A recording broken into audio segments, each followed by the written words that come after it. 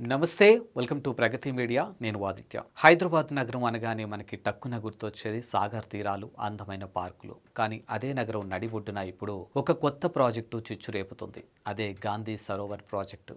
ఈ పేరు వినడానికి చాలా బాగున్నా బండ్లగూడలోని మధు పార్క్ వాసులకు మాత్రం ఇది ఒక కంటి మీద కునుకు లేకుండా చేస్తున్నటువంటి సమస్య. అసలు ఈ గాంధీ సరోవర్ ప్రాజెక్ట్ ఏంటి? ప్రభుత్వం దీన్ని ఎందుకు ప్రతిష్టాత్మకంగా తీసుకుంది?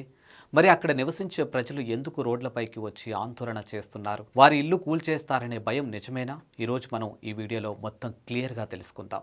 హైదరాబాద్లోని బండ్లగూడ ప్రాంతంలో ఉన్నటువంటి మూసీ నది పరివాహక ప్రాంతాన్ని అభివృద్ధి చేయాలని ప్రభుత్వం నిర్ణయించింది. ఇందులో భాగంగానే గాంధీ సరోవర్ పేరుతో ఒక భారీ లేక్ డెవలప్మెంట్ ప్రాజెక్టును తలపెట్టారు. ఈ ప్రాజెక్టు యొక్క ముఖ్య ఉద్దేశం చూస్తే మూసీ నది పరిసరాలను శుభ్రం చేయటం, పర్యాటక ప్రాంతాలను తీర్చిదిద్దటం, నీటి నిల్వ సామర్థ్యాన్ని పెంచటం. కానీ ఈ ప్రాజెక్టు ప్లాన్ బయటకు రాగానే స్థానిక మధు పార్క్ కాలనీ వాసులు ఆందోళన మొదలైంది. ఎందుకంటే ఈ ప్రాజెక్టు పరిధిలోకి తమ ఇల్లు కూడా వస్తాయని, తమకు ఇక్కడి నుండి ఖాళీ చేయిస్తారని వారు ఆవేదన వ్యక్తం చేస్తున్నారు. మరి అక్కడ నివసిస్తున్నటువంటి ప్రజలు ఏమంటున్నారంటే, మేము అన్ని అనుమతులతో కష్టపడి సంపాదించుకున్న డబ్బుతో ఇళ్లను కట్టుకున్నాం. ఇప్పుడు హఠాత్తుగా ఇది బఫర్ జోన్లో ఉందని లేదా ప్రాజెక్టు పరిధిలోకి వస్తుందని చెప్పడం ఎంతవరకు న్యాయం అని ప్రశ్నిస్తూ ఉన్నారు. ముఖ్యంగా చాలామందికి రిజిస్ట్రేషన్ డాక్యుమెంట్లు ఉన్నాయి, ప్రభుత్వానికి ట్యాక్సులు కడుతున్నారు, విద్యుత్, నీటి కనెక్షన్లు అన్నీ సక్రమంగానే ఉన్నాయి. మరి ఇప్పుడు ఈ ప్రాంతాన్ని అక్రమ కట్టడాలుగా ఎలా పరిగణిస్తారు అనేది వారి ప్రధాన ప్రశ్న.